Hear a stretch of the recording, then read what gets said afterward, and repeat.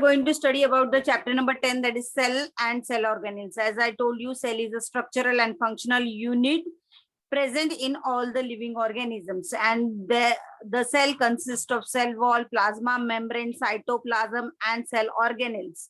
And in organelles, there are some organelles are the part of the cell which consists some small organs, and these organs are mitochondria, lysosomes, Golgi complex, endoplasmic reticulum, nucleus. Nucleus is the main part of the cell which gives the instructions and which controls the metabolic activities of the cell, and it is also responsible for the transmission of the hereditary character from parents to the offspring. Then we have studied about the endoplasmic reticulum. In endoplasmic reticulum, we have studied about the two different endoplasmic reticulum, that is rough endoplasmic reticulum and smooth endoplasmic reticulum. Then we have studied about the Golgi complex.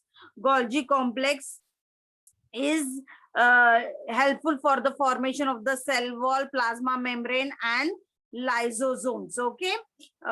Then we have studied about the lysosomes. Then the lysosomes, what is the function of the lysosomes? They are destroying the viruses and the bacteria that attack the cell and increase the immunity system. Then the cells which are old and damaged, they are bursting in the cell and they are digested by their own cells.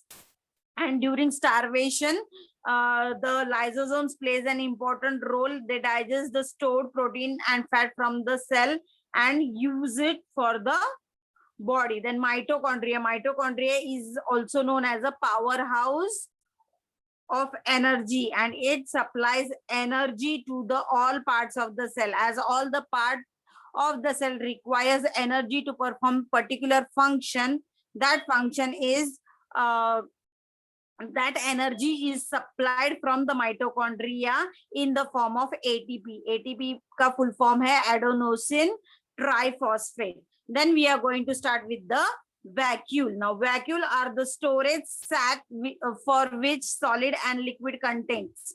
Okay, it may contain some solid and liquid contents, and that are stored in the vacuoles. Now, this vacuoles does not have any definite shape. As you can see in the picture, the vacuoles present in the plant cell is bigger than the animal cell. In plant cell, you can see only one big vacuole, whereas in animal cell, you can see many vacuoles present in the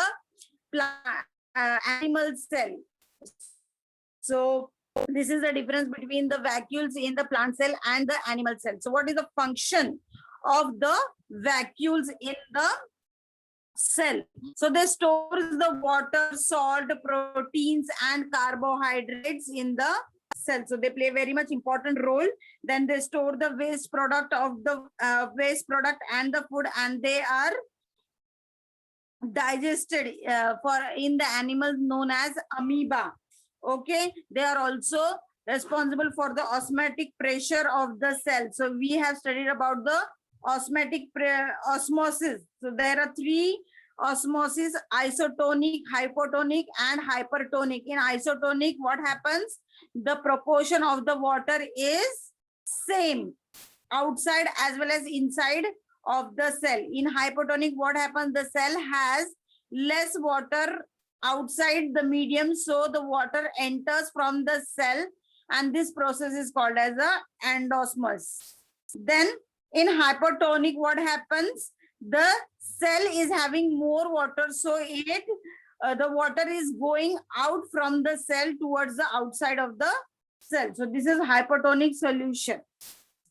So this is all about the vacuoles. Then the next topic, that is plastids. Now, plastids are present basically in plants and algae. Okay, these plastid cells are found basically in plants and algae. What are plastids? Plastids are double membrane which are found in plasma membrane. Okay, these are the double membrane found in the cells of the plants. Okay, when you can see the plant cell, आपने अगर plant cell को देखा रहेगा carefully, so the plant cell is double layer. Okay, so the double membrane organelles which are found in the cell, they are of plants and animals, they are called as plastids. Now, what is the work of plastids? Plastids manufacture and stores the food to all the parts of the plant. Okay, what they do, they manufacture, means they prepare the food and they store the food to all the parts of the cell. And this is also containing the pigment. As you know, the plant, in the plant there is a pigment called as chlorophyll, which is responsible for preparing the food in the process of photosynthesis, and the color of the chlorophyll pigment is green. So the plants are consisting of green color. Okay, so this green color comes due to the pigment known as chlorophyll. So due to the chlorophyll pigment, the plant's color is green, and it is very much helpful during the photosynthesis, in which the plants can prepare their own food. Now here you can see there are different plastids such as chloroplast, chromoplast, leucoplast, amyloplast, eloplast, alluroplast. So these are some of the plastids. So let us see in detail about the types of plastids. So basically there are three main important types of plastid, that is chloroplast, chromoplast, and leucoplast. So chloroplast, previous only I told you, it consists of green plastids that contains the pigment called as chlorophyll. Okay, then chromoplast. Chromoplast is the colored plastid other than green color. So it is not in green color. Rather than green color, other colors are present in this pigment to the presence of the carotenoid. Okay, to the presence of the carotenoid, this is present. So this is a colored plastid rather than green color. Okay, then leucoplast, these are white or colorless plastids. Okay, these are white or colorless plastids. Then the leucoplast is further divided into amyloplast, areoplast, and ieloplast. So these are some of the examples. For example, potato. Okay, it stores carbohydrate in the form of starch. Okay, then the next example, proteins are stored, for example, in the cells of the maize. Then in the third type, we can see a store of fat. So in the castor seed, you can see lot of fats present. So these are the examples of the plastids which are present basically in plants. Okay, plastids are basically present in plants, and they are responsible for the color pigment. Okay, in your textbook page number 73, it is given the color of the plant part and pigment. So green, that is green color, that is caused due to the chlorophyll. Orange color, that is caused due to the carotene. You can say chromoplast. Rather than green color, which color, pigment is present? Chromoplast. Okay, then yellow color, xanthophyll. Purple or blue color, anthocyanin. Then dark pink color, that is beet. Example of beet. So which pigment is present in beet? Betalain.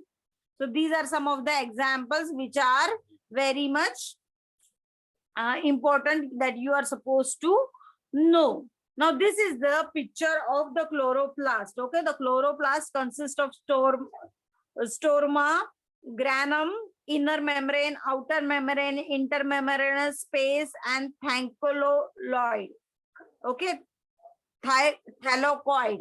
These are some of the main parts of the chloroplast. Now, what is the function of the chloroplast? Chloroplast is most important part in the plant. It helps in photosynthesis for preparing the food. Okay, chlorophyll in chloroplast traps the solar energy, and it converts the solar energy into the chemical energy. And what is the stroma?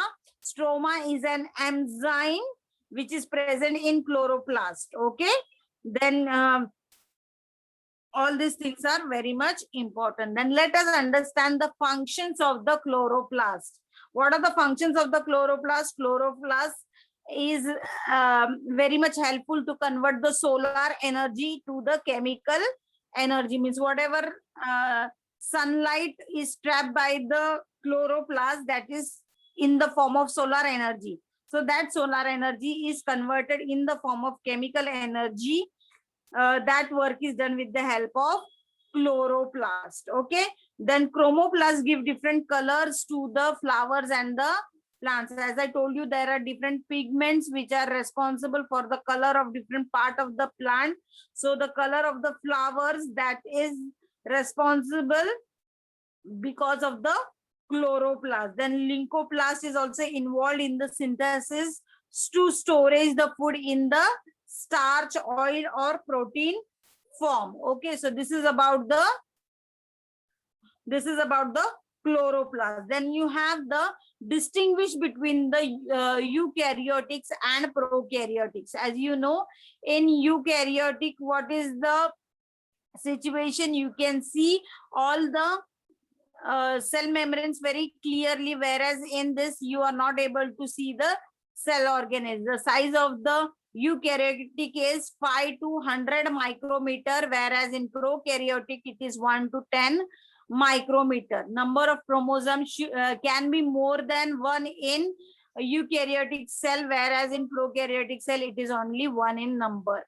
Okay, in eukaryotic, nucleus is well developed with the nuclear membrane, nucleolus, and nucleoplasm, whereas the nucleus is present but the nuclear membrane is not well developed in prokaryotic. Then mitochondria and plastids are present in eukaryotic, whereas in prokaryotic they are not bounded by any cell organelles, and mitochondria and plastids are absent in the prokaryotic cell. And here you can have the examples of the unicellular as well as multicellular plants and animals, whereas in bacteria you can have the examples of different things. Okay.